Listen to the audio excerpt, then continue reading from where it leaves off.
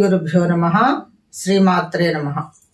ఇప్పుడు ఇంటర్మీడియట్ మొదటి సంవత్సరంలో గద్య భాగంలో రెండవ పాఠము వీరవనిత కీర్తిసేన.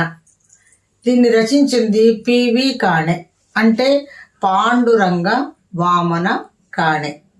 పొట్టిగా పిలవడంలో పివి కాణె అని పిలుస్తారు. ఈయన విద్యార్థులందరికీ సరళ భాషలో సంస్కృతం అర్థం కావాలి, వాళ్ళకి అభిరుచి కలగాలి, ఆనందంగా చదువుకోవటం కోసం ఆయన సంస్కృత గద్యావళి అనేటువంటి ఒక పుస్తకాన్ని రచించాడు.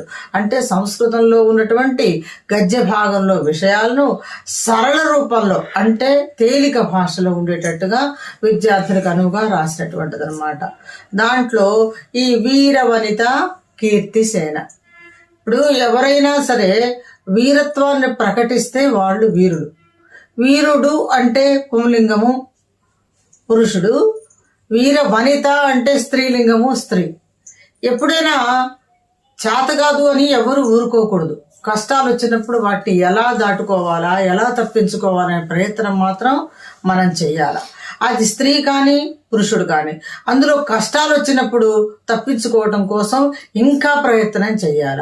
నాకు చేత కాదులే అని మాత్రం ఒక చోట కూర్చుంటే మన కష్టాలు ఎవరో వచ్చి కాపాడుతారని ఎప్పుడు ఎదురు చూడకూడదు.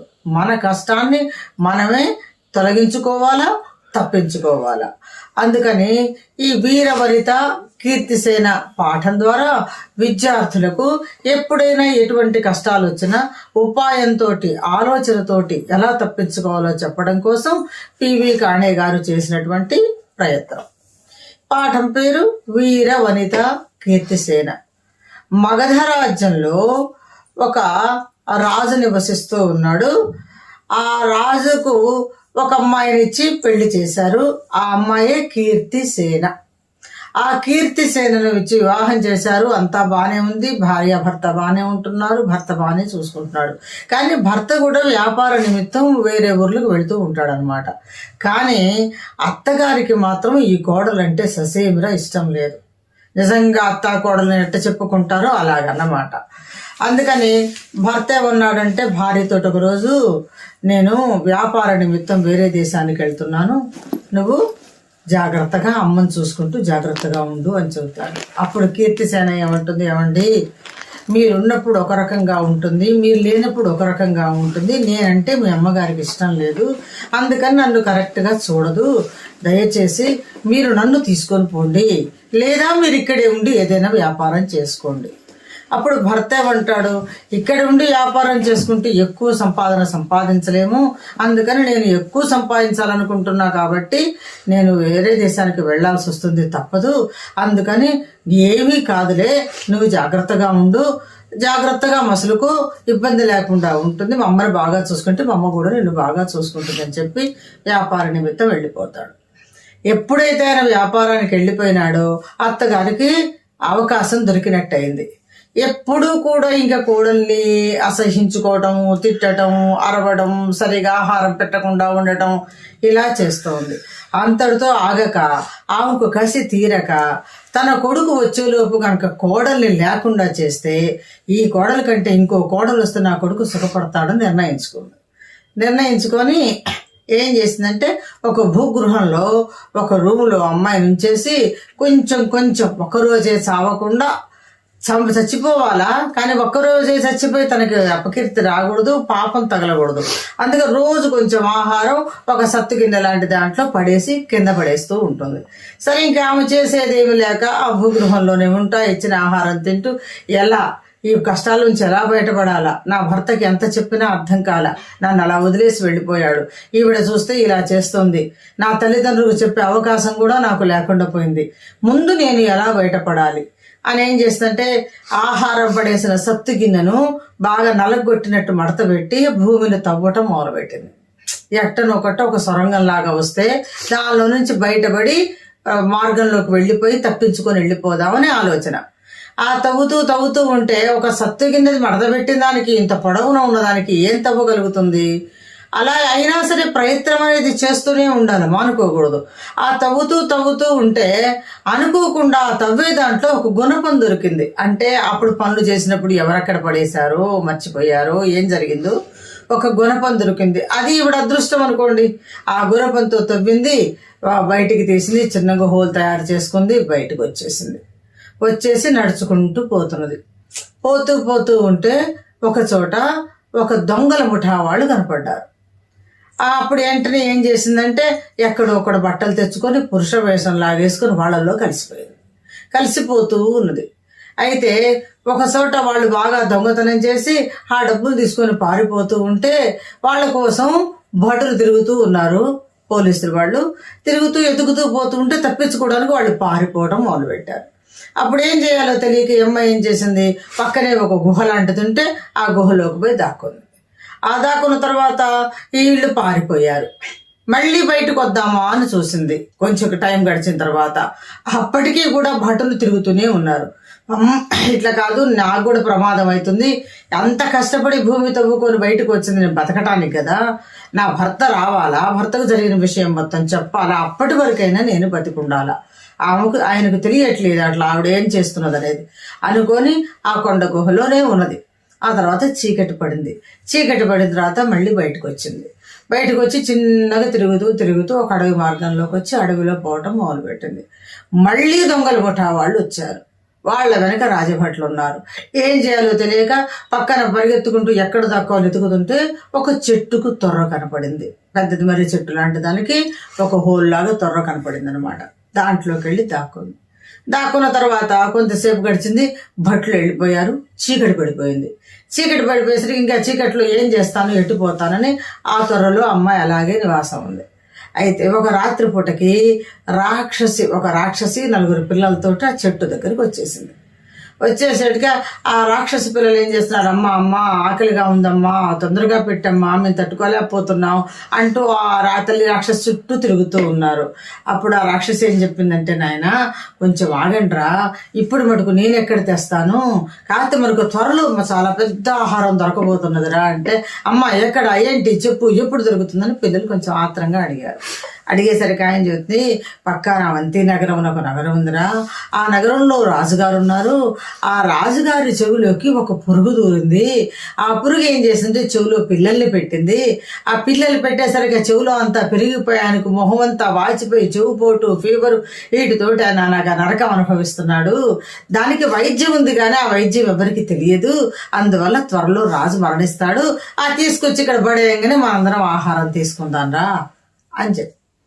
అప్పుడు ఆ రాక్షస పిల్ల అడిగిందట, అమ్మా నువ్వు చెప్పావు బాగానే ఉంది కానీ ఏదైనా ఉపాయం ఉందంటావా అసలు ఆయన బతకడానికి, అంటే మనకు ఆహారం వస్తుందా రాదా తెలుసుకోవడానికి అడుగుతున్నాను.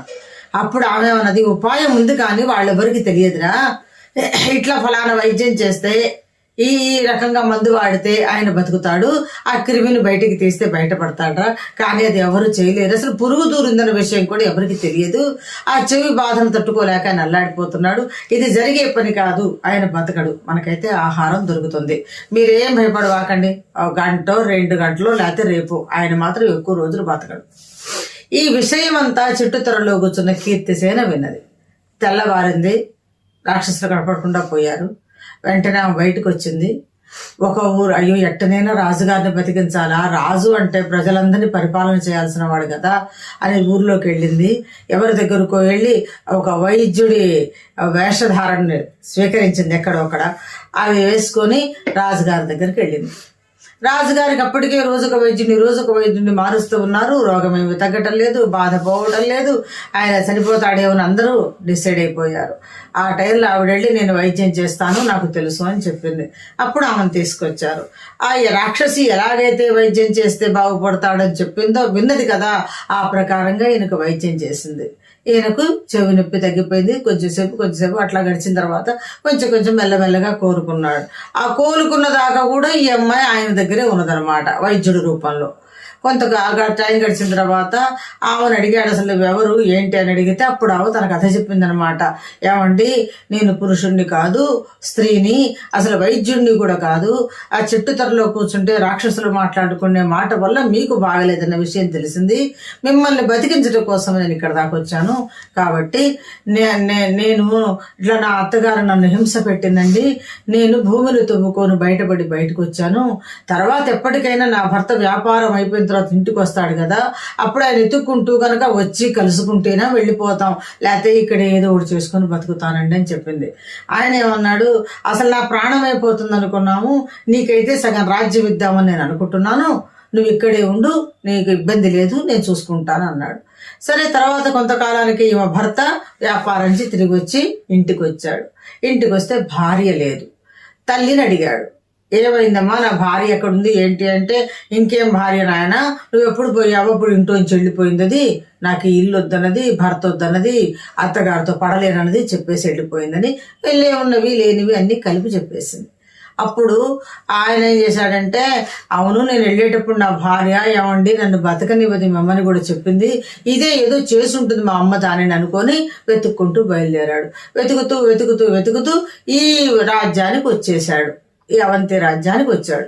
వచ్చి అక్కడ రాజుగారు తిరుగుతూ ఉంటే, కొత్తవాడు కదా ఆయన ఎవరో తీసుకెళ్లి రాజుగారికి అప్పచెబితే, అయ్యా ఇట్లా నేను ఫలానా దేశం వాడిని వ్యాపార నిమిత్తం వెళ్ళాను, వచ్చేసరికి నా భార్య లేదు అంటే, అయితే మా దగ్గర ఒక ఆవిడ ఉందండి, ఆవిడేనేమో నీ భార్య చూడండి అని పిలుచుకొని వచ్చిన తర్వాత విషయం తెలుసుకొని ఇద్దరు అక్కడ జరిగిందంతా భర్తకు చెబితే, నిజమే నేను అంత చేటు చేస్తుందని నేను అనుకోలేదు, కానీ ఏదైతే నేనులే, నువ్వు తెలివిగా బయటపడ్డావు, నీ వీరత్వాన్ని చూపించగలిగావు, ధైర్యాన్ని కోల్పోకుండా ధైర్యంతో ముందుకు నడిచావు, అధైర్యపడలేదు కాబట్టి నీకు ఇబ్బంది లేకుండా పోయింది అని చెప్తాడు. రాజుగారు ఏం చేశారు, ఏమండి మొన్నటి నుంచి చెప్తున్నాను అర్ధరాజ్యం ఇస్తానని నాకు వద్దంటుంది, మీరు కూడా వ్యాపారం కోసం అటు ఇటు తిరుగుతున్నారు కదా, ఈ బాధలన్నీ ఎందుకు, నా సగం రాజ్యం ఇస్తాను, మీరు పరిపాలన చేసుకుంటూ రాజుగా ఉండండి అని చెప్తాడు. అప్పుడు భార్యను అడుగుతాడు, నీ ఉద్దేశం ఏమిటి, ఏమండి మళ్ళీ తిరిగి అత్తగారి దగ్గరికి అయితే వద్దు, మన ఇద్దరం ఉందాము, ఇక్కడ రాజ్యం ఇస్తానన్నారు కదా, రాజ్యం ఏరుకుంటూ ఉందాం, నేను కూడా నీకు కావాల్సినంత సహకారం చేస్తాను, మన ఇద్దరం కలిసి ఈ రాజ్యం సుభిక్షంగా ఉండేటట్టుగా చేసి రాజుగారికి కూడా మంచి పేరు తీసుకొద్దాము అని చెప్తారు.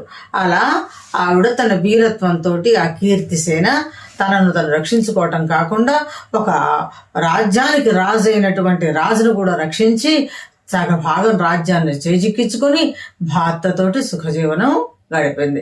కాబట్టి ఎవరైనా సరే కష్టం వచ్చినప్పుడు ఈ కష్టంతో ఎట్లా అని గుండెలు బాదుకుంటే కష్టాలేం పోదు, ఎవరికి చెప్పుకున్నా కష్టాలు తీరు, అందరూ సహాయం చేస్తారని మనం ఎప్పుడు ఆశించకూడదు. మనకు తగ్గ ప్రయత్నం మాత్రం మనం చేస్తూనే ఉండాలి. మన ప్రయత్నం దాటిన తర్వాత కాకపోతే అప్పుడు ఇతరుల మీద ఆధారపడాలి, కానీ మన ప్రయత్నం మనం చెయ్యకుండా మాత్రం ఎప్పుడు ఇతరుల మీద ఆధారపడటానికి ప్రయత్నం చెయ్యకుండా మన శక్తిని, మన తెలివిని, మన ఆలోచనని, మన వీరత్వాన్ని మనం ఇప్పుడు ప్రకటించుకుంటూ ఉండాలి. అది పిల్లలకు తెలియజేయటం కోసం పివి కాణే గారు చేసినటువంటి చిన్న ప్రయత్నం. స్వస్తి.